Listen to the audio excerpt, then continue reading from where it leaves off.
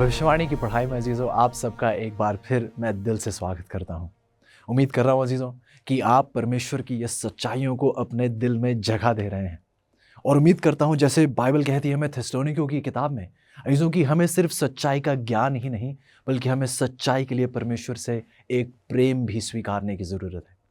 मेरी यही प्रार्थना रहेगी अजीज़ों कि आप इन सच्चाइयों से गहरा प्रेम करना सीखें और परमेश्वर इतना प्रेम दे आपको अपनी मौजूदगी से ताकि आप सबको ये सच्चाइयाँ साझा करने की एक गहरी चाह रखें। आज की पढ़ाई में आपका स्वागत है। आज का हमारा शीर्षक है मसीह की दुल्हन। ऐसे यह एक बहुत अहम पाठ है और आइए जब हम मसीह की इस दुल्हन की चर्चा करते हैं तो आइए उसी परमेश्वर से विनती करते हैं कि वो हमारी इस पाठ में हमारी अगुवाई करें। आइए प्रार्थना करते हैं। प्यारे परमेश्वर, धन्यवाद ही हैं प्यारे प्रभु कि आप बार बार हमें इस प्रकार एकत्रित करते हैं, अपने वचन से तृप्त करते हैं, हमारी हौसला अफजाई करते हैं प्रभु, और हमें आश्वस्त करते हैं कि हमारा परमेश्वर एक सच्चा जीवित सामर्थी परमेश्वर है। धन्यवाद ही है प्रभु, एक बार फिर आपने इस भविष्यवाणी की सच्चाई को हमारे सामने रखा है और आप चाहते हैं प्रभु कि हम इस सच्चाई से तृप्त होकर, इस सच्चाई से हमारा जीवन बहाल हो ताकि हम दुनिया भर में आपकी सच्चाई को फैला सकें और बहुत से लोग प्रभु आपके आगमन के लिए तैयार हो पाएं।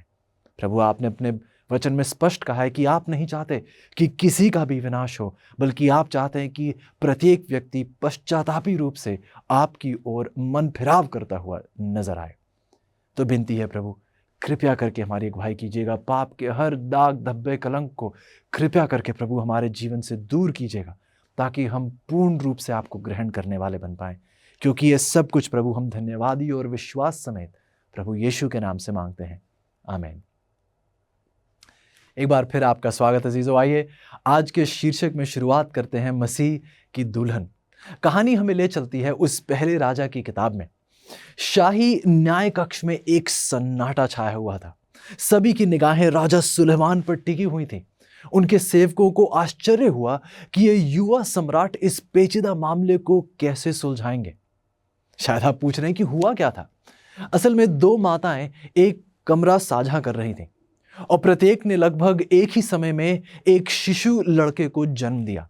रात के दौरान माताएं सो रही थीं और एक माता गलती से पलटकर वह अपने बेटे को दबा दिया उन्होंने और उनके बेटे की मृत्यु हो गई। जब वह सुबह उठी और देखा कि उनका बच्चा ठंडा पड़ा हुआ था और अभी भी वो दूसरी महिला जो थी, जो कमरे के उस पार थी, उनके साथ उनका बेटा जो था वो सो रहा था, वह चुपचाप से वहां गई और उनका बेटा उठाकर, उनका जीवित बेटा उठाकर अपना मृत बेटा उनकी जगह रखकर वह वापस आ गई। आखिरकार जब इस माता की आंखें खुली तो उन्होंने देखा और दुख से विलाप करने लगी। लेकिन उन्होंने जब उस शिशु को जांचा तो उन्हें जल्दी पता चला कि ये उनका बच्चा नहीं था। कमरे के उस पार उन्होंने उस दूसरी महिला को देखा और देखा वो किस प्रकार अपने बच्चे को शायद गले से लगाकर पकड़कर बैठी हुई थी। अब दोनों स्त्रियां जीवित शिशु को अपने पास लेने के लिए राजा के सामने खड़ी हो गई। एक ने चिल्लाकर कहा, यह बच्चा मेरा है। लेकिन दूसरे ने विरोध किया, नहीं, मरा हुआ बच्चा तुम्हारा था। राजा कैसे निर्धारित करता है चीजों, कैसे निर्धारित करता कि इन दोनों में से इस बच्चे की सच्ची मां कौन थी?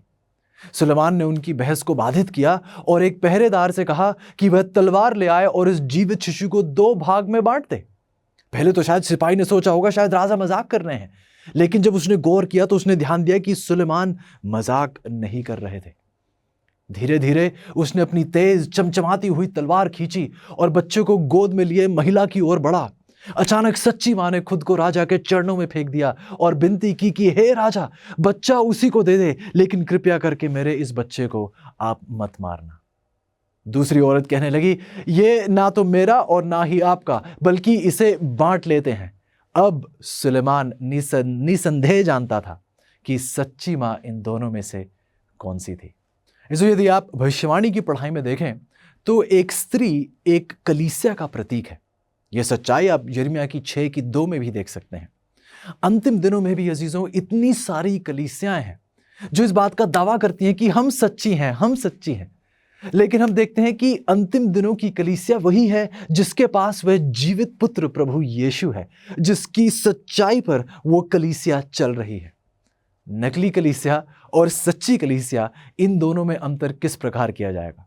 ऐसी सच्चाई तो यह है कि हमें भी उसी औजार का इस्तेमाल करना पड़ेगा जिस औजार का इस्तेमाल सुलेमान ने किया था। जैसे सुलेमान ने उस सिपाही से कहा था कि उस तलवार को लेकर आए, बाइबल हमें बताती है इब्रानियों की 4:12 में आप पढ़ सकते हैं कि उस वचन की 2 धारी तलवार का हमें इस्तेमाल करना पड़ेगा ताकि हम जान पाएं कि सच्ची कलीसिया कौन सी है और झूठी कलीसिया कौन सी है। आइए एक कहानी आपके सामने रखता हूं। यह कहानी है ऑक्टेवियस, एक जहाज की। 1775 में ऑक्टेवियस नामक एक जहाज, जो एक अंग्रेजी व्यापारिक जहाज था, इसकी खोज की गई। ये पाया गया, ये भटक गया था, खो गया था, और इसकी खोज की गई वेलर हेरल्ड के द्वारा, जिसने उत्तरी आर्कटिक महासागर में ग्रीनलैंड के पश्चिम में हिमखंडों के बीच इसे बहता हुआ पाया। ये जहाज जब पाया गया तो जो वेलर हेरल्ड थे, इनके साथ जो 5 सदस्यीय जो इनकी टीम थी, जब ये आखिरकार ऑक्टावियस जहाज पर चढ़े तो उन्होंने 28 लोगों के उस पूरे दल को पाया। लेकिन जब उन्होंने उनको देखा तो वो देखा कि वे मृत थे। लेकिन अचंभे की बात यह थी कि वह जहां कहीं भी थे वहां पर जमे हुए पाए गए थे, लगभग पूरी तरह से ये सुरक्षित थे। जब तक ये कप्तान तक पहुंचे तो देखा कि कप्तान लॉग बुक में अपनी अंतिम एंट्री कर रहे थे, और कप्तान ने अपने हाथों में कलम को पकड़ रखा था। कप्तान ने अपने हाथों में कलम को पकड़ रखा था, और वो कलम भी जमा हुआ था उनके हाथ में। वे अपनी आखिरी एंट्री वहीं कर रहे थे और उनके हाथ में वो कलम जमा हुआ पाया गया। उन्होंने ध्यान दिया कि ऑक्टावियस जो था 1761 में इंग्लैंड को छोड़कर अपनी उस गंतव्य की ओर उसने रास्ता तय किया। अगले वर्ष वह सफलतापूर्वक अपने निर्धारित स्थान पर पहुंचा। कप्तान ने लेकिन फिर एक ऐसा रास्ता चुना, वापसी के समय कप्तान ने एक ऐसा रास्ता चुना जिसके बारे में कोई जानता नहीं था अच्छे से। एक तरीके से वो खिलवाड़ कर रहे थे इतने सारे लोगों की जिंदगियों के साथ।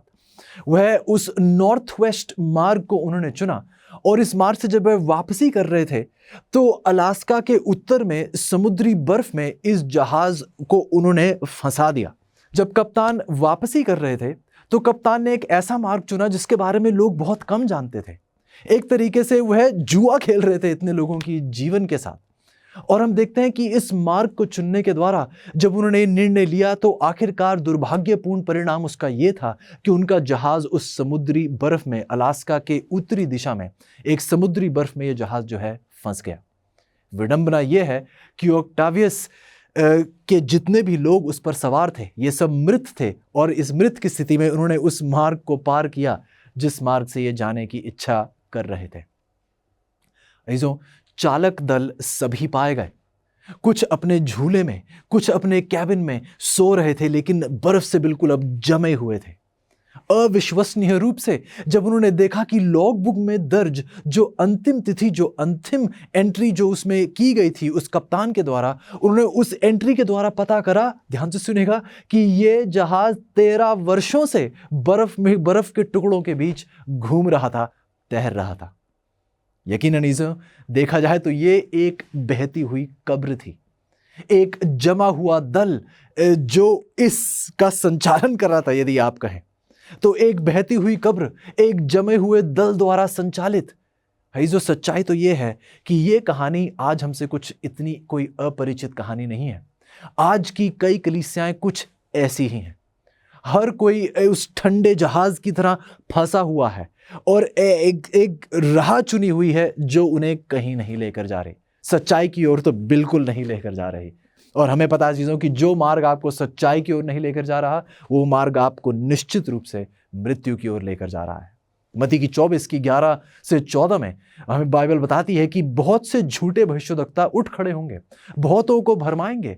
अधर्म के बढ़ने से बहुतों का प्रेम ठंडा हो जाएगा, परंतु जो अंत तक धीरज धरे रहेगा उसी का उद्धार होगा अजीजों। और राज्य का यीशु समाचार परमेश्वर कहते हैं कि सारे जगत में प्रचार किया जाएगा कि सब जातियों पर गवाही हो, तब अंत आ जाएगा।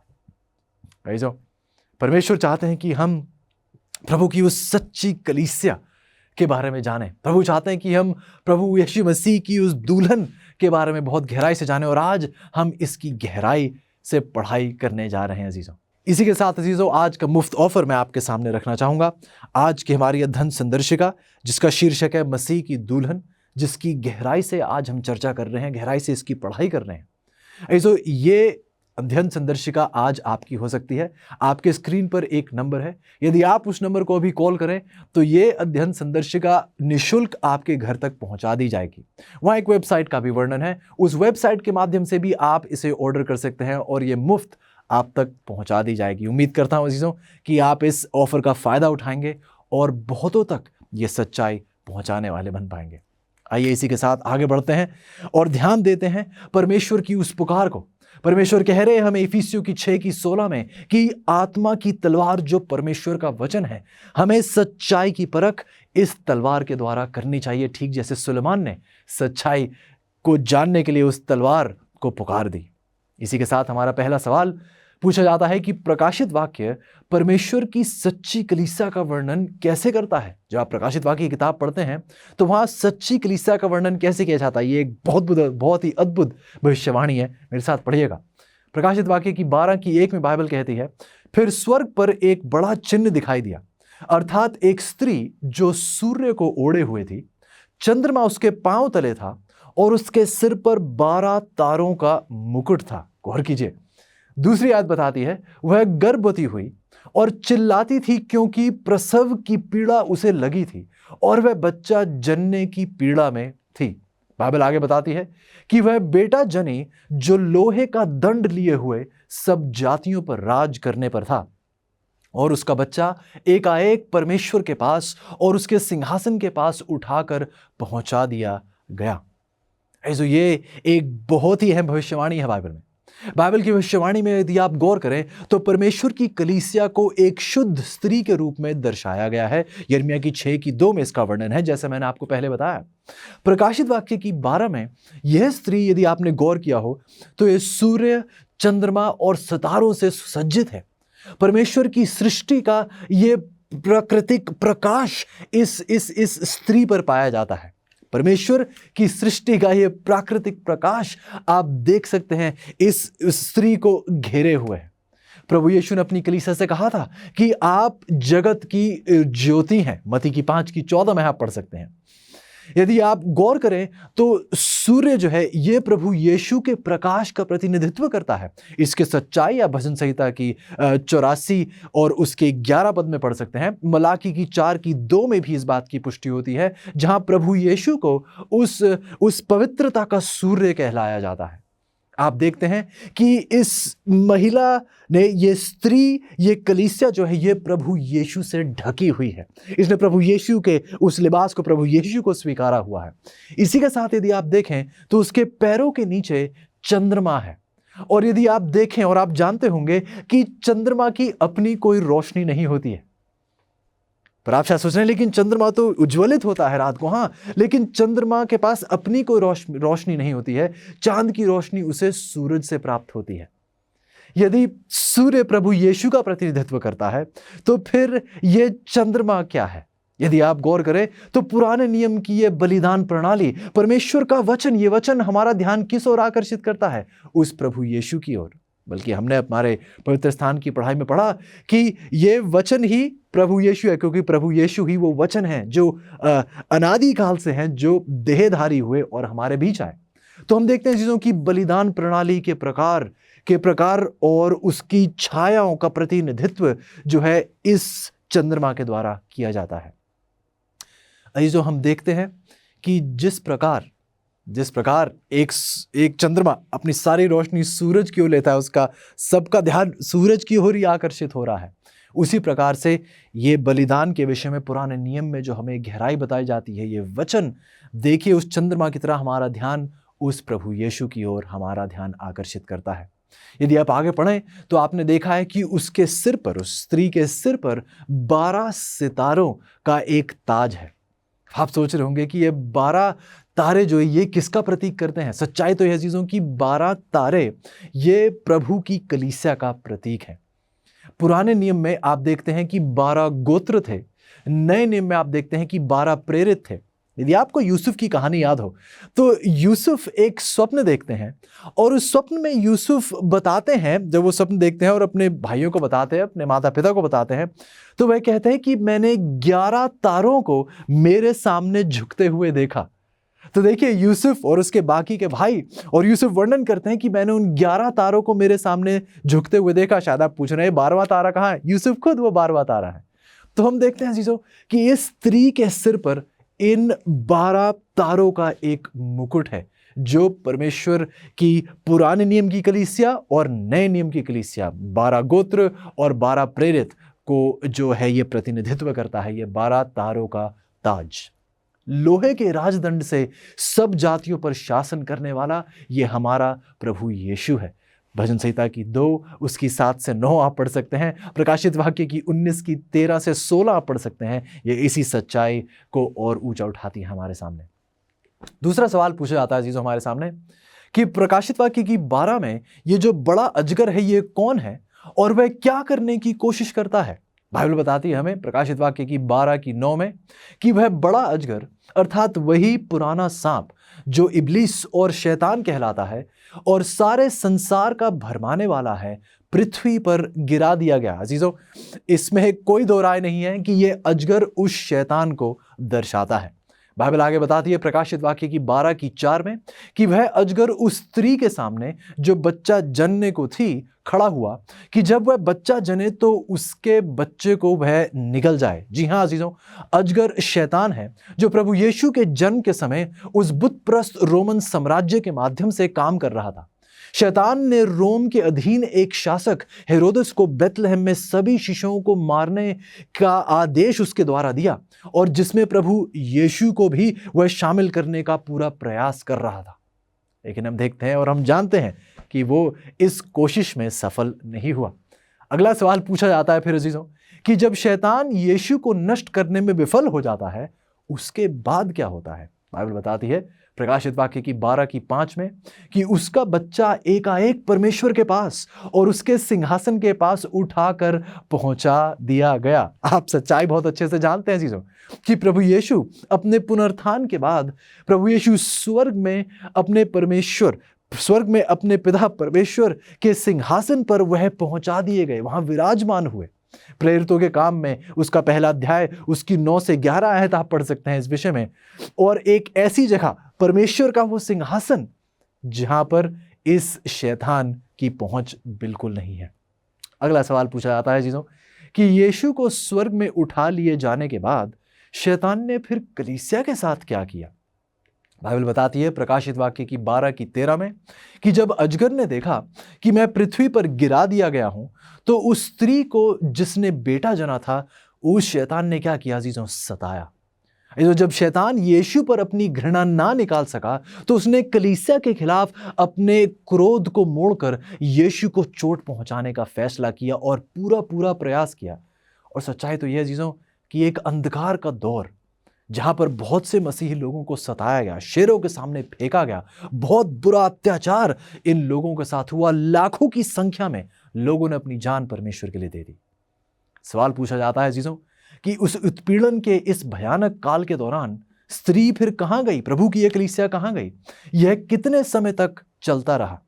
बाइबल हमें बताती है प्रकाशित वाक्य की 12 की 6 में कि वह स्त्री उस जंगल को भाग गई जहां परमेश्वर की ओर से उसके लिए एक जगह तैयार की गई थी कि वहां वह 1260 दिन तक पाली जाए। ध्यान दीजिएगा, 1260 दिन तक पाली जाए। ये जरूरी है जानना चीजों क्योंकि हमने भविष्यवाणी की पढ़ाई में यह देखा है किस प्रकार एक दिन जो है भविष्यवाणी का दिन एक साल को दर्शाता है। इस प्रकार जब हम देखते हैं 1260 दिन तो भविष्यवाणी की पढ़ाई में हम देख रहे हैं उन 1260 वर्षों के बारे में।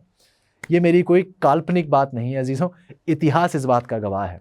आप जानते हैं कि अंधकार का एक दौर था जो 538 से शुरू हुआ और 1798 तक इस अंधकार का दौर रहा जहां रोमी कलीसिया के द्वारा अंधकार का दौर इसे इसलिए भी कहा जाता है क्योंकि वचन लोगों से छीना गया, बल्कि लोगों को इजाजत नहीं थी वचन पढ़ने की, बल्कि कलीसिया के द्वारा तो यह भी आदेश दिया गया कि यदि कोई बाइबल का अध्ययन करता हुआ पाया जाएगा तो उसे मृत्यु दंड सुनाया जाएगा। रोमी कलीसिया के मुताबिक जो आज आप और मैं कर रहे हैं, यदि ये हम उस अंधकार में करते हुए पाए जाते तो हम सबको मृत्यु दंड सुनाया जाता। 1260 वर्षों के ये उत्पीड़न का दौर था जहां पर बहुत से लोगों ने सताव सहा। स्त्री जो परमेश्वर की कलीसिया को दर्शाता है, यह अपने शत्रुओं से छिपने के लिए उस जंगल में गई, उस पृथ्वी के दूरस्थ स्थानों में भाग गई। यहां एक प्रसिद्ध ऐतिहासिक तथ्य है अजीजों कि अंधकार के युग के दौरान लोगों का बहुत बुरे तरीके से सताव हुआ। परमेश्वर के लोग धार्मिक स्वतंत्रता और पोप अधीन रोम के उत्पीड़न से सुरक्षा पाने के लिए अमेरिका के तटों सहित गुफाओं और पृथ्वी के एकांत स्थानों में भाग गए। बाइबल की भविष्यवाणी में हम देखते हैं अजीजों कि ये 1260 दिन, जो बाइबल में आप देखेंगे कि 42 महीने या 3.5 साल के रूप में भी वर्णित हैं, ये 1260 दिन या 1260 साल के भयानक उत्पीड़न की अवधि को संदर्भित करता है ये दौर अजीजों। इस दौरान लाखों लोगों ने अपने विश्वास के लिए अपनी जान दे दी, प्रभु में विश्वास बरकरार रखने के लिए अपनी जान तक देने के लिए तैयार हुए। ऐसो इस समय के दौरान परमेश्वर की कलीसिया जीवित थी, लेकिन एक आधिकारिक, एक दृश्य संगठन के रूप में अभी दूसरों के द्वारा पहचानी नहीं जा रही थी। हम देखते हैं चीजों कि इस दौरान, इस 1260 वर्षों के दौरान, जो 538 से 1798 तक का दौर था, हम देखते हैं कि इस दौरान चर्च और राज्य, चर्च और सरकार एक संग बन चुके थे और बहुतों पर यह उत्पीड़न, यह सताव आया। इस दौरान सच्ची कलीसिया हम देखते हैं जंगल में पाई गई। प्रभु ने, जैसा बाइबल ने कहा, प्रभु ने उसके लिए एक जगह तैयार की थी और प्रभु ने उसे वहां सुरक्षित रखा। सवाल पूछा जाता है कि परमेश्वर की सच्ची कलीसिया की पहचान कराने वाले दो अन्य चिन्ह क्या हैं? ये बहुत जरूरी है जीजों। सच्ची कलीसिया की पहचान करने के लिए बाइबल हमें दो बहुत अहम चिन्ह देती है। आइए साथ पढ़ते हैं। प्रकाशित वाक्य की 12:17 कहती है कि अजगर स्त्री पर क्रोधित हुआ और उसकी शेष संतान से, जो परमेश्वर की आज्ञाओं को मानते और यीशु की गवाही देने पर स्थिर हैं, वह उनसे लड़ने को गया। जो परमेश्वर की ये शेष कलीसिया, जिसमें वह अपने सभी लोगों को बुला रहा है, परमेश्वर की 10 आज्ञाएं, जैसे बाइबल कहती है, वह परमेश्वर की आज्ञाओं को मानते हैं। ऐसे ध्यान दीजिए, परमेश्वर की आज्ञा, परमेश्वर की कुछ आज्ञाएं नहीं, परमेश्वर की संपूर्ण आज्ञाएं, जिसमें परमेश्वर की 10 आज्ञाएं शामिल है, ना कि केवल 8 या 9 आज्ञाएं। परमेश्वर की संपूर्ण आज्ञाएं उसमें शामिल हैं। प्रभु के अंतिम सच्चे लोग परमेश्वर की आज्ञाओं का पालन करते हुए पाए जाते हैं, ना कि उन आज्ञाओं को ठुकराते हुए पाए जाते हैं। इसमें बाइबल यह भी कहती है कि इसमें वह यीशु की गवाही देने पर स्थिर हैं। बाइबल, यदि आप प्रकाशित वाक्य का 19 अध्याय उसकी 10वीं आयत पढ़ें तो बाइबल बताती है कि ये गवाही, ये यीशु की गवाही, वो भविष्यवाणी की आत्मा है, वो भविष्यवाणी की भेंट है जो प्रभु यीशु ने अपने उस शेष कलीसिया को दी है। आप ध्यान देंगे, मैं बार बार आपसे इस शब्द का इस्तेमाल कर रहा हूं कि परमेश्वर अपने अंतिम समय की कलीसिया को शेष नाम से पुकारते हैं। कहते हैं कि ये मेरी वो शेष कलीसिया है। क्योंकि इसे शेष इसलिए कहा जाता है जीजों, क्योंकि यह सिद्धांत और विशेषताओं में उस प्रेरितों के दौर की कलीसिया के समान है। जैसे प्रेरितों के दौर में कलीसिया ने सच्चाई को दृढ़ पकड़ा हुआ था, अंतिम दौर में एक बार फिर एक वैसी ही कलीसिया, पवित्र आत्मा से भरपूर एक कलीसिया जो परमेश्वर की आज्ञाओं को मानती है और परमेश्वर की उस भविष्यवाणी की भेंट जो उसे दी गई है परमेश्वर के द्वारा, ये एक शेष कलीसिया है जो परमेश्वर के लिए अंतिम दौर में खड़ी हुई पाई जाएगी। बाइबल बताती है अजीजों, मलाकी की 4 और 5 में कि मेरे दास मूसा की व्यवस्था को स्मरण रखो, देखो मैं तुम्हारे पास एलिया नबी को भेजूंगा। ये एक बहुत अहम आयत है। अंतिम दौर में हम देखते हैं कि जिस प्रकार एलिया नबी दुष्टता के बीच सच्चाई के साथ खड़ा रहा, वचन को बढ़ोतरी देता रहा, सबका ध्यान परमेश्वर की ओर आकर्षित करता रहा, बाइबल हमें बताती है कि अंतिम दौर में प्रभु एक एलिया नबी को दोबारा खड़ा करेंगे। ये एलिया नबी उन लोगों का प्रतिनिधित्व करता है जो एलिया की तरह अंतिम दौर में परमेश्वर की सच्चाई के साथ, परमेश्वर के वचन के साथ खड़े होंगे। उन्हें अपनी जीवन की परवाह नहीं होगी, उन्हें अपनी जान बचाने की परवाह नहीं रहेगी। वो केवल परमेश्वर को दूसरों के सामने ऊंचा उठाकर पेश करना चाहते हैं। यदि आप इस एलिया से वाकिफ होना चाहते हैं, यदि आप इन सच्चे लोगों को जानना चाहते हैं अजीजों, तो बाइबल हमें बताती है कि सत्य को परमेश्वर के वचन से ही पाया जाता है। अजीजों, सच्ची कलीसिया वही है, प्रभु की वो अंतिम शेष कलीसिया वही है, प्रभु के चुनिंदा लोग वही हैं जो प्रभु के संपूर्ण वचन के मुताबिक अपना जीवन व्यतीत करते हैं। हमारे टूटे हुए संसार के लिए क्या प्रभु की योजना जानना चाहते हैं? जैसे हम बाइबल की भविष्यवाणी देखते हैं, आप अपनी सबसे बड़ी चुनौतियों के लिए भरोसेमंद हल प्राप्त करना चाहते हैं। प्रोत्साहित करने वाली और प्रकाशन देने वाली amazing facts Bible study guide Bible पर आधारित 27 टॉपिकल लेसन्स प्रदान करती है, जिसमें सुंदर ग्राफिक्स और स्पष्ट उत्तर दिए गए हैं, जिसे समझना बहुत ही आसान है। हर बाइबल स्टडी गाइड आपको व्यवहारिक उत्तर की ओर लेकर जाती है, आपके जीवन के सबसे महत्वपूर्ण सवालों के लिए। मैं कैसे तंदुरुस्त संबंध पा सकता हूँ, यीशु मसीह फिर से कब और कैसे आएंगे, और भी बहुत कुछ। अपने भविष्य को अवसर पर मत छोड़िए, सत्य से अपने जीवन को बदल दीजिए। Amazing facts Bible study guide के द्वारा ये उपलब्ध हैं इंग्लिश, हिंदी, तमिल और तेलुगु भाषा में। तो इंतजार मत कीजिए, अपने स्टडी गाइड का पूरा सेट ऑर्डर कीजिए और विजिट कीजिए bookstore.aftv.in पर। आइए, अगला सवाल पूछा जाता है, प्रभु यीशु के अनुसार हम उसके लिए अपने प्रेम का प्रदर्शन कैसे कर सकते हैं? बाइबल इस सवाल का जवाब देती है। पढ़िएगा मेरे साथ, यूहन्ना की 14:15 में प्रभु यीशु कहते हैं, यदि तुम मुझसे प्रेम रखते हो तो मेरी आज्ञाओं को मानो। ऐसो ये कोई चुनौती नहीं है, ये प्रभु का वायदा है कि यदि आप मुझसे प्रेम रखेंगे तो आप मेरी आज्ञाओं को मान पाएंगे। अद्भुत बात यह है कि पहले यूहन्ना की 4:8 यदि आप पढ़ें तो बाइबल बताती है कि परमेश्वर ही प्रेम है। परमेश्वर अपने आप से आपको प्रेम अपने आप में उत्पन्न करने की चुनौती नहीं दे रहे हैं। प्रभु बल्कि ये कह रहे हैं, यदि आप परमेश्वर जो प्रेम है उसे निमंत्रण देंगे आज, तो वो आपको अपनी आज्ञाओं को मानने की सामर्थ, हिम्मत और साहस देगा। अजीजों, आपको केवल उसे अपने जीवन में पुकारने का एक निमंत्रण देना होगा।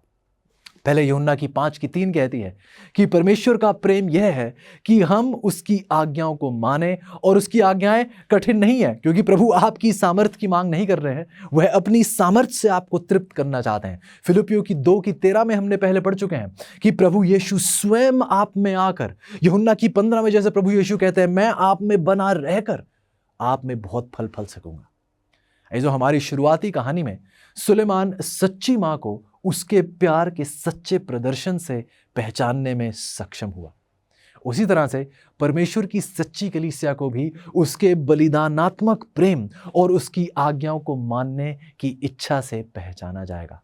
क्या आप उस कलीसिया का भाग होना चाहेंगे? हमारा अगला सवाल, परमेश्वर की अंत समय की कलीसिया कौन से 3 स्वर्गदूतीय उपदेशों का प्रचार करेगी?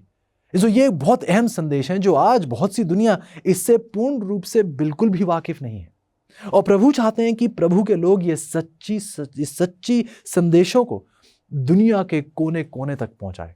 आइए ये 3 स्वर्गदूतीय उपदेशों की ओर अपना ध्यान लेकर जाते हैं। प्रकाशित वाक्य की 14:7 से शुरुआत होती है कि कहा जाता है, परमेश्वर से डरो, उसकी महिमा करो, क्योंकि उसके न्याय करने का समय आ पहुंचा है। उसकी आराधना करो जिसने स्वर्ग और पृथ्वी और समुद्र और जल के सोते बनाए। एक पुकार दी जा रही है अजीजों, एक पुकार जहां परमेश्वर पूरी दुनिया से कह रहे हैं कि आओ हम परमेश्वर का भय सीखें, परमेश्वर का भय मानना सीखें, उसकी महिमा करना सीखें। क्यों? क्योंकि उसके न्याय करने का समय आ पहुंचा है। जैसा हमने अभी पिछले पाठ में पढ़ा था उस न्याय के दौर के बारे में। उसकी आराधना करें, उसकी आराधना करें जिसने स्वर्ग और पृथ्वी और समुद्र और जल के सोते बनाए। क्या आपने ध्यान दिया है कि ऐसे शब्द हमने पहले बाइबल में कहां पढ़े हैं? परमेश्वर जिसने स्वर्ग और पृथ्वी, समुद्र और जल के सोते बनाए। यदि आप इन शब्दों पर गौर करें तो ये शब्द सीधे रूप से निर्गमन की 20 उस चौथी आज्ञा से लिए गए हैं।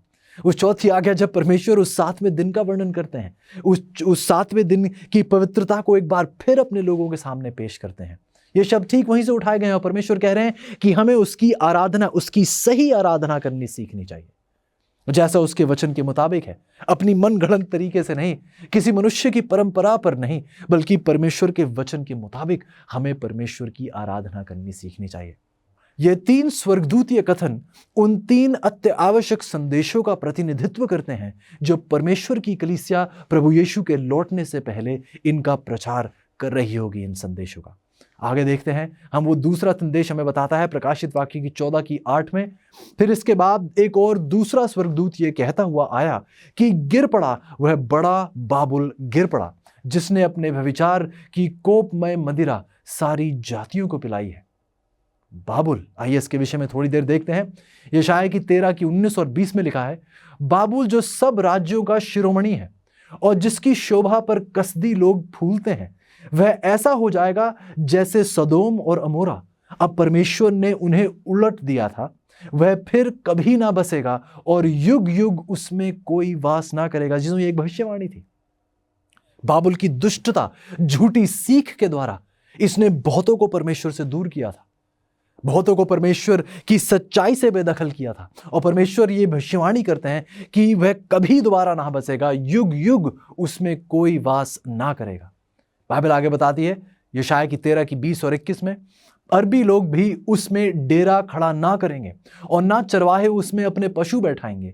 वहां जंगली जंतु बैठेंगे और उल्लू उनके घरों में भरे रहेंगे। वहां शतुरमुर्ग बसेंगे और जंगली बकरे वहां नाचेंगे। सुनिएगा अजीजों, प्रकाशित वाक्य की 14:9 और 20 आयत में लिखा है, फिर इनके बाद एक और स्वर्गदूत बड़े शब्द से ये कहता हुआ आया कि जो कोई उस पशु और उसकी मूरत की पूजा करे और अपने माथे या अपने हाथ पर उसकी छाप ले, तो वह परमेश्वर का प्रकोप की निरी मदिरा जो उसके क्रोध के कटोरे में डाली गई है उसे पिएगा। ये 3 अत्य आवश्यक संदेश परमेश्वर की कलीसिया दुनिया भर में फैला रही होगी। ये चेतावनी दे रही होगी कि आइए हम पशु उसकी पूजा ना करें, अपने माथे या अपने हाथ पर उसकी छाप ना लें। यदि हम लेंगे अजीजों, तो ये भयानक चेतावनी दी जा रही है कि परमेश्वर की प्रकोप की निरी मदिरा जो उसके क्रोध के कटोरे में डाली गई है उसे हमें पीना पड़ेगा। अगला सवाल पूछा जाता है अजीजों कि परमेश्वर की कलीसिया इन संदेशों का प्रचार किसके लिए करेगी। बाइबल जवाब देती है प्रकाशित वाक्य की 14:6 में, जिसके पास पृथ्वी पर के रहने वालों की हर एक जाति और कुल और भाषा और लोगों को सुनाने के लिए सनातन सुसमाचार था। किसको यह संदेश दिया जाएगा? हर एक जाति, हर कुल, हर भाषा और लोगों को सुनाने के लिए यह एक सनातन सुसमाचार है जो पूरी पृथ्वी को यह संदेश दिया जाना बहुत जरूरी है। अगला सवाल उठता है, अपनी अंत समय की कलीसिया की सकारात्मक पहचान में हमारी मदद करने के लिए परमेश्वर ने अपने वचन में हमें क्या विशेष विवरण दिए हैं। आइए सुनते हैं अजीजों। पहली पहचान प्रकाशित वाक्य की 12:6 और उसकी 13 से 17 आयत में हम देखते हैं कि 1798 में जंगल से उभरने के बाद, आप पूछ रहे शायद 1798 क्यों, तो आपको याद दिला दूं, 1798 वो 1260 वर्षों के अंत का दौर था। और जब ये रोमी कलीसिया का जो उपद्रव का ये दौर था, रोमी कलीसिया के महान शासन का ये दौर था, जब ये 1798 में आकर अंत हुआ, तो कलीसिया जो जंगल में जा छिपी थी वह 1798 में जंगल से उभरने के बाद वह दिखाई देगी और अपना काम करेगी। ये पहली पहचान। प्रकाशित वाक्य की 12:17 हमें उस सच्ची कलीसिया की पहचान देती है कि यह वही सत्य सिखाएगी जो प्रेरितों ने सिखाए और इसकी सभी शिक्षाएं बाइबल से सहमत होंगी। ये अपनी बनाई हुई किसी मनुष्य की परंपरा को प्राथमिकता नहीं देगी, बल्कि परमेश्वर की सच्चाई को, परमेश्वर के वचन को प्राथमिकता देगी। हमें आगे बताया जाता है प्रकाशित वाक्य की 12:17 में कि यह सच्ची कलीसिया बाइबल सब्बत सहित 10 आज्ञाओं का पालन करेगी, किसी भी आज्ञा को बेकार नहीं करेगी, किसी भी आज्ञा को बेदखल करने का प्रयास नहीं करेगी ये सच्ची कलीसिया। प्रकाशित वाक्य की 12:17 और प्रकाशित वाक्य की 19:10 हमें बताती है कि इस कलीसिया के पास भविष्यवाणी की आत्मा भी होगी। प्रकाशित वाक्य की 14:6 से 14 में बाइबल बताती है कि यह कलीसिया ऊंचे स्वर में परमेश्वर के 3 अंत समय के संदेश की घोषणा करती हुई पाई जाएगी। इसलिए प्रकाशित वाक्य की 14:6 में हमें बताया गया कि यह कलीसिया एक विश्वव्यापी आंदोलन होगा। इसी के साथ प्रकाशित वाक्य की 14:6 ने हमें यह भी बताया कि यह सनातन सुसमाचार की शिक्षा देगी ये कलीसिया, जो ये है कि उद्धार केवल प्रभु यीशु मसीह के माध्यम से ही संभव है। यदि आज आप दुनिया में देखें तो बहुत से प्रेमी मसीही हमारे भाई बहन हैं, लेकिन वो कुछ ऐसी कलीसियाओं में हैं जो इन प्रभु के दिए हुए पहचान चिन्ह के मुताबिक उनकी कलीसियाएं नहीं चल रही हैं। और सच्चाई ये है अजीजों कि यदि प्रभु की एक सच्ची कलीसिया है तो उसे इन सारे पहचान चिन्हों पर खरा उतरना होगा। यदि वो इन हर एक पहचान पर यदि एक भी चिन्ह से चूक जाए तो वो प्रभु की वो सच्ची कलीसिया नहीं होगी। तो सवाल फिर पूछा जाता है कि क्या इस पृथ्वी पर ऐसी कोई कलीसिया है जो प्रभु के पूर्ण वचन को स्वीकारती है और उसको दुनिया के सामने पेश करती है? अगला सवाल, यीशु आपको ये 7 भविष्य सूचक बिंदुएं देते हैं और फिर आपसे कहते हैं कि जाओ और मेरी कलीसिया को ढूंढो। वह आपकी खोज के संदर्भ में आपसे क्या प्रतिज्ञा करते हैं? क्या हमें अपने ही प्रयास में, अपनी ही ताकत में ये सब कुछ करना पड़ेगा या परमेश्वर ने हमारी मदद करने का वायदा किया है? बिल्कुल किया है अजीजों। लूका की 11:9 में परमेश्वर कहते हैं यदि आप ढूंढोगे तो आप पाओगे। जी हाँ अजीजों, यदि हम इस 2-धारी तलवार का प्रयोग करेंगे सच्चाई का पता करने में, यदि हम प्रभु की इस वचन की गहराई में जाएंगे, मनुष्य की ओर नहीं देखेंगे, यदि आप परमेश्वर की ओर उसके वचन के द्वारा देखेंगे तो परमेश्वर पूर्ण रूप से, जैसा उन्होंने वायदा दिया है कि यदि आप ढूंढेंगे तो आप यकीनन पाएंगे। अगला सवाल उठता है कि दुनिया में कितनी कलीसियाएं संबंधित संगठन इन 7 बिंदुओं पर खरे उतरेंगे? सवाल एक बार फिर अजीजों कि दुनिया में कितने कलीसिया संबंधित संगठन इन 7 बिंदुओं पर खरे उतरते हैं? बाइबल जवाब देती है अजीजों इफिसियों की 4:5 में कि एक ही प्रभु है, एक ही विश्वास है और एक ही बपतिस्मा है। अजीजों पूरी दुनिया में केवल एक ही कलीसिया है और आप इसकी परख कर सकते हैं।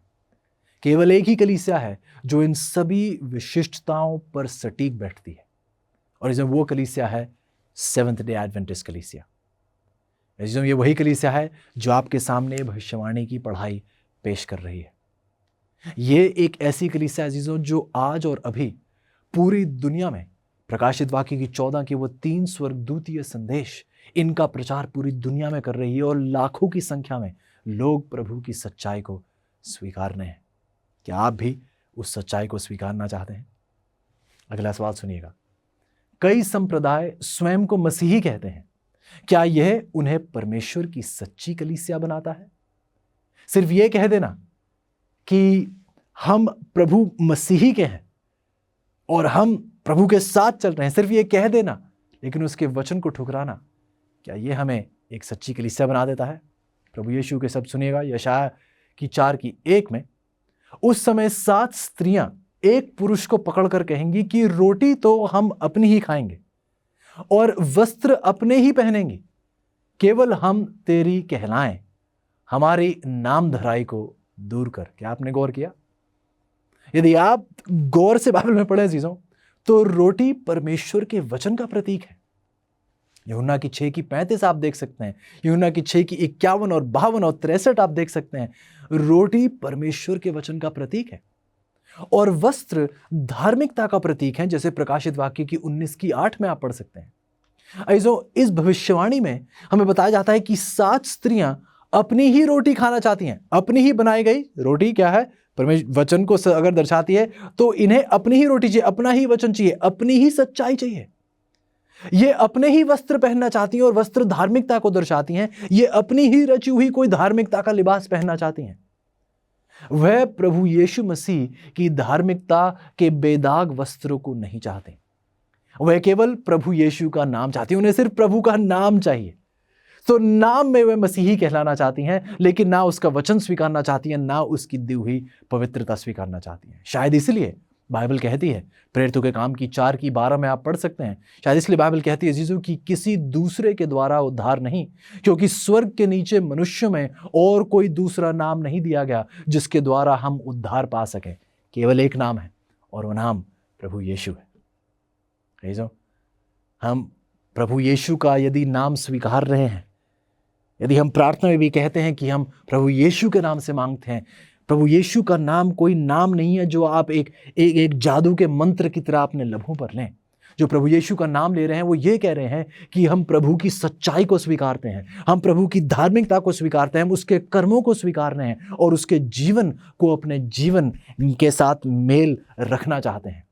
उसके जीवन को अपने जीवन के साथ जोड़ना चाहते हैं। ये उनका प्रयास है जो प्रभु यीशु का नाम ले रहे हैं।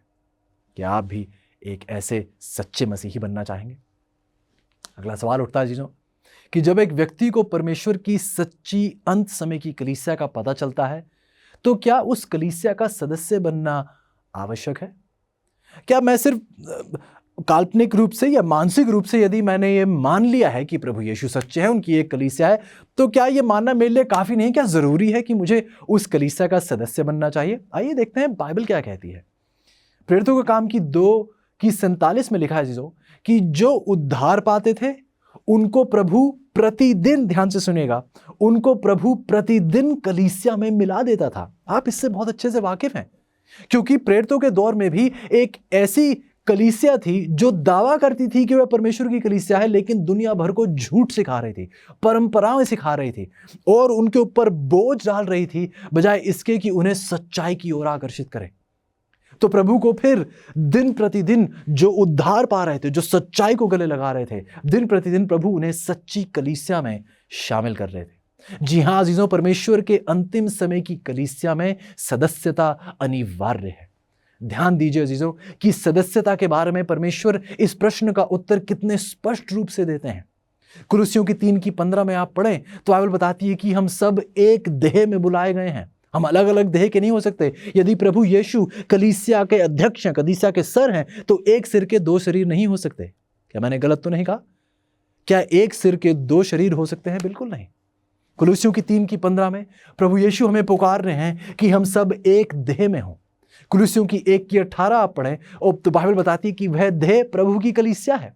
पहले कुरिन्थियों की 12:13 यदि आप पढ़ें तो बाइबल बताती है कि हम उस देह में बपतिस्मे के द्वारा प्रवेश कर सकते हैं।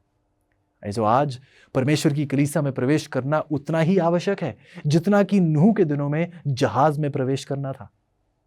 ध्यान से सुना आपने अजीजों, आज परमेश्वर की कलीसिया में प्रवेश करना उतना ही आवश्यक है जितना कि नूह के दिनों में जहाज में प्रवेश करना था। यहोवा आज आपसे कह रहे हैं कि तू अपने सारे घराने समेत जहाज में जा। उत्पत्ति की 7:1 प्रभु ने स्पष्ट शब्दों में कहा कि नूह तू अपने सारे घराने समेत जहाज में चला जा। आज प्रभु आपको भी पुकार रहे हैं, आपसे भी प्रभु ये आदेश दे रहे हैं। इसी के साथ हमारा अगला सवाल अजीजों, सवाल पूछा जाता है कि नूह के दिनों में बचाव के कितने तरीके थे? गौर से सुनिएगा। इब्रानियों की 11:7 कहती है, विश्वास ही से नूह ने अपने घराने के बचाव के लिए जहाज बनाया। ऐसो प्रभु यीशु कहते हैं कि उनके दूसरे आगमन से ठीक पहले का समय नूह के दिनों के समान होगा। लूका की 17:26 में इसकी पुष्टि आप देख सकते हैं। बचने का केवल एक ही मार्ग है अजीजों। जैसा नूह के दिनों में केवल एक ही जहाज था, 2, 4, 5, 10 जहाज नहीं थे, एक ही जहाज था। प्रभु की आज एक ही कलीसिया है। और क्या आपने गौर किया अजीजों, नूह ने यह तय नहीं किया कि वह जहाज में कब जाएगा, परमेश्वर ने तय किया कि नूह जहाज में कब जाएगा। ध्यान से सुनिएगा, ऐसो ये नूह ने तय नहीं किया कि वो और उसका परिवार किस समय जहाज में प्रवेश करेंगे, ये परमेश्वर ने तय किया। परमेश्वर ने पुकार दी कि नूह तू अपने परिवार समेत उस जहाज में जा। ये परमेश्वर का आदेश था। ऐसो ये कोई गुजारिश नहीं थी, ये परमेश्वर का आदेश था। यदि आप उद्धार चाहते हैं तो आप उस जहाज में प्रवेश करें। और इसका निर्णय परमेश्वर ने लिया। यह नूह ने तय नहीं किया कि वह कौन से समय, आज जाए या अगले हफ्ते जाए या अगले महीने जाए या अगले साल जाए। ऐसो यदि आज सच्चाई आप तक पहुंच रही है, बाइबल बताती है उद्धार का दिन अजीजों आज है, कल परसों या अगले हफ्ते नहीं। यदि प्रभु आज आपको पुकार रहे हैं तो अजीजों देरी मत कीजिएगा। यह मत सोचिएगा कि मैं कल करूंगा, नहीं आज मैं और दुनिया का लाभ उठा लेता हूं, दुनिया के लुत्फ उठा लेता हूं, मैं अगले महीने अपना जीवन परमेश्वर को सौंप दूंगा, शायद मैं थोड़ी देर और पाप को गले लगा लूं, मैं फिर ठीक अगले समय परमेश्वर को स्वीकार लूंगा। अजीजों हमें यह तय करने की इजाजत नहीं दी जाती है। तो यदि प्रभु आज हमें पुकार रहे हैं तो प्रभु हमें आज आगे कदम बढ़ाने के लिए कहते हैं। हम देरी नहीं कर सकते अजीजों। अगला सवाल सुनिएगा, क्योंकि दूसरी कलीसियाओं में कई विश्वास योग्य मसीही हैं और क्योंकि परमेश्वर की केवल एक सच्ची शेष कलीसिया है, इन ईमानदार मसीहियों का क्या होगा?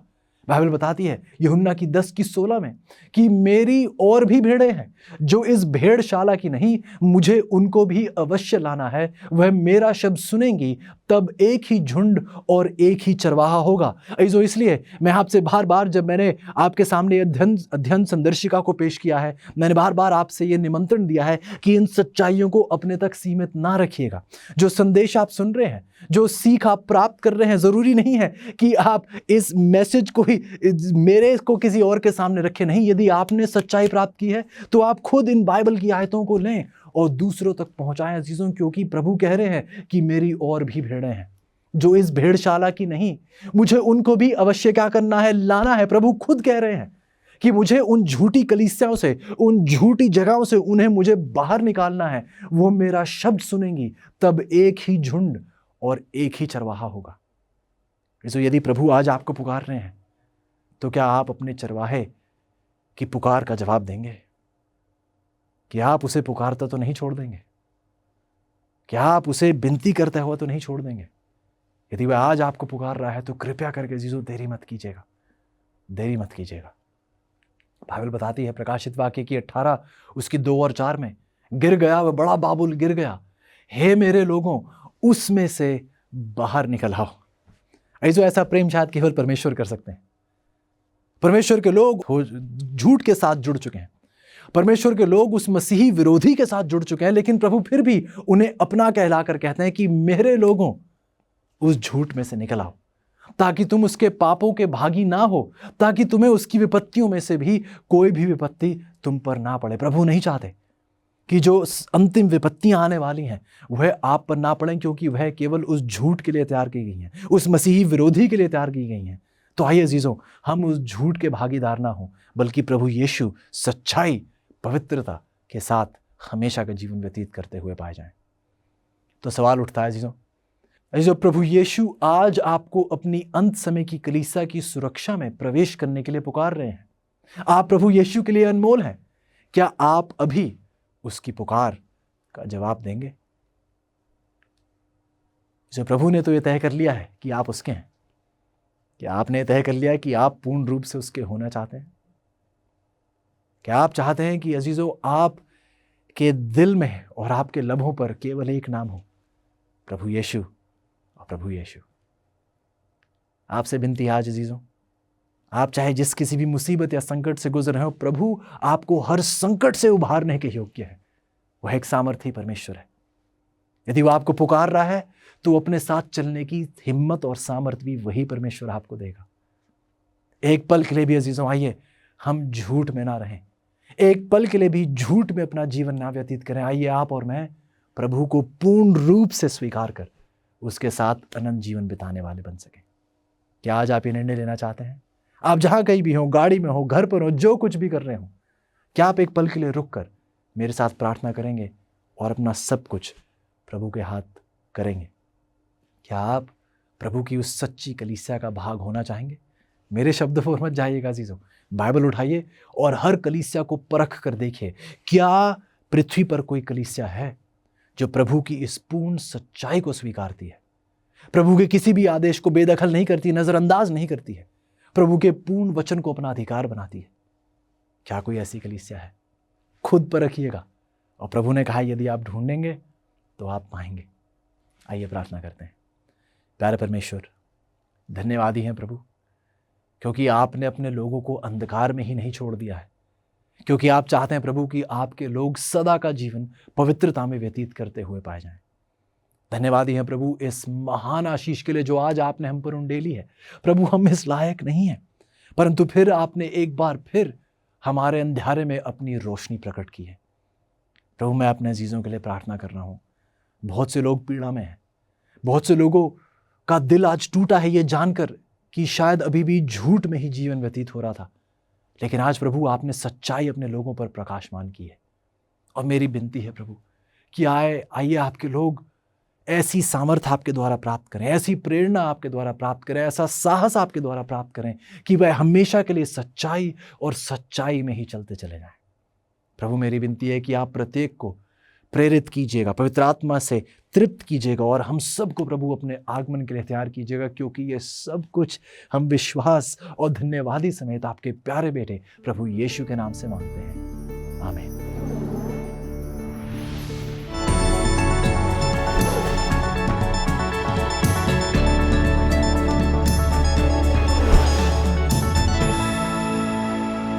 आज के स्मार्टफोन में ये पूरी संसार की जानकारी है जो आपके हाथ की हथेली में आ जाती है और हमारे अंगूठे से हम काम करते हैं।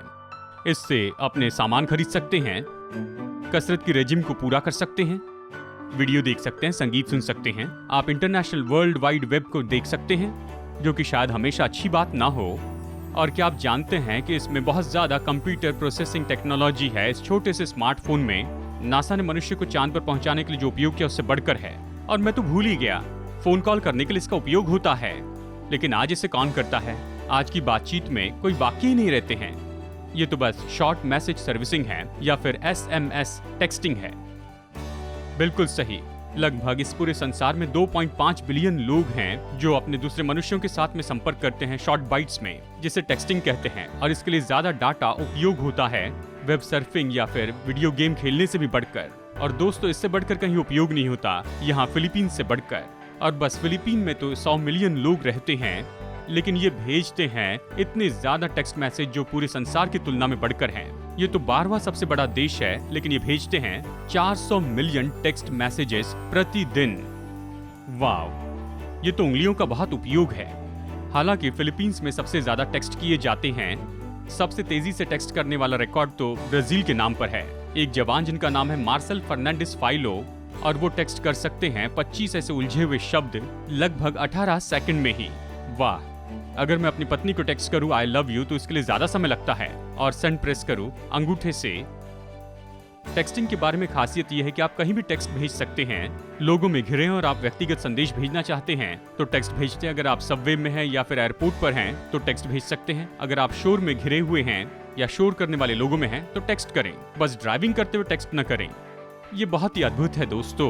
आप हमेशा संदेश दे सकते हैं परमेश्वर को प्रार्थना के द्वारा।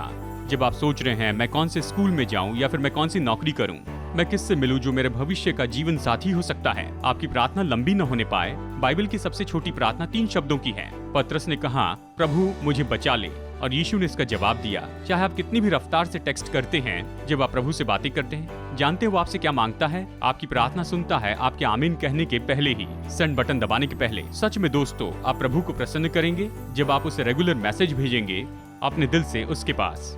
तो क्यों ना अभी इस समय उससे बात कर ले।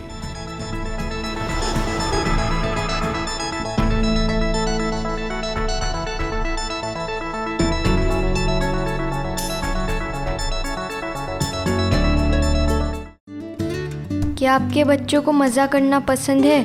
मुझे तो है। अमेजिंग फैक्ट्स का amazing adventures kids Bible guide बहुत ही सरल है। इसमें मेरे लिए बाइबल के बहुत से लेसन्स बहुत दिलचस्प बनाए हैं।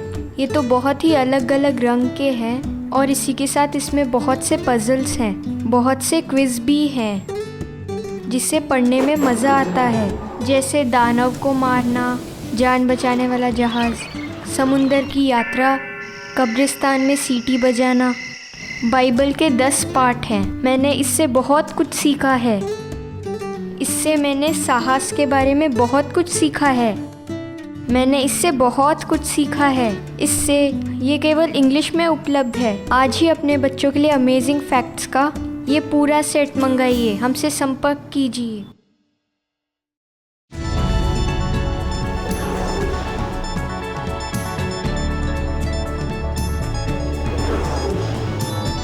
तो संसार में सबसे महान ज्योति कौन सी है? तो शायद आप कहें सूरज। हम कह रहे हैं कि सबसे ज्योतिर्मय जगह संसार में कौन सी है? ये तो लॉस वेगस के इस पिरामिड के आकार के होटल की रोशनी है, जिसका नाम है लक्सर। यहाँ इस होटल में एक कमरा है जिनमें 39 वॉशिंग मशीन के आकार के जीनॉन बल्ब्स हैं, और हर एक बल्ब के लिए 7000 वॉट्स की जरूरत है, और ये सब मिलकर लगभग 40 बिलियन मोमबत्ती की रोशनी पैदा करते हैं। कल्पना कीजिए कि लक्सर होटल का हर महीने का इलेक्ट्रिक बिल कितना होगा। ये रोशनी इतनी तेज है कि हवाई जहाज 250 मील दूरी पर से इसे देख सकते हैं, और इनकी लाइट स्पेस में 10 मील की दूरी तक जाती है। मतलब अगर आप आसमान में उड़ रहे हैं तो वहाँ पर अखबार पढ़ सकते हैं। और आपने अनुमान लगाया होगा कि ये सबसे तेजोमय ज्योति संसार में कीड़ों को आकर्षित करती है। ये छोटे कीड़े, चमगीदड़ और दूसरे कीड़ों को आकर्षित करती है और अपना वातावरण इस होटल पर बनाती है। संसार की सबसे बड़ी ज्योति के बारे में दुख की बात यह है, यानी खास करके जब रात की हवा साफ होती है जिसमें कोई पार्टिकल्स नहीं होते हैं, तो रोशनी किसी से टकराती नहीं है और ये अदृश्य होती है, तो ये बस खाली जगह पर ऊपर जाती है। संसार की सबसे तेजोमय ज्योति किसी को नहीं दर्शाती। जानते हैं बाइबल कहती है कि एक और ऐसी महान ज्योति है और वो तो परमेश्वर के वचन की ज्योति है। भजन संहिता 119 वचन 105 में कहता है, तेरा वचन मेरे पैरों के लिए दीपक और मेरे मार्ग के लिए उजियाला है। और फिर भी बहुत से लोग अंधकार में चल रहे हैं और यीशु ने आगे ये भी कहा, अगर आपके पास ये ज्योति है तो उसे झाड़ियों में न दबाएं, लेकिन उसे तेजों में होकर दूसरे लोगों को ज्योतिर्मय करने दें। यीशु ने कहा मत्ती अध्याय 5 में, अपनी ज्योति को चोटी पर रखे ताकि सभी लोग उसे देख सके। ज्योति से केवल तब लाभ होता है जब ये दूसरे लोगों के जीवन में आती है। परमेश्वर चाहता है कि हमारी ज्योति दूसरे लोगों के जीवन को ज्योतिर्मय करें। तो क्या परमेश्वर के लिए तेजोमय है? याद रखिए, यीशु ने कहा कि ज्योति हो जाए।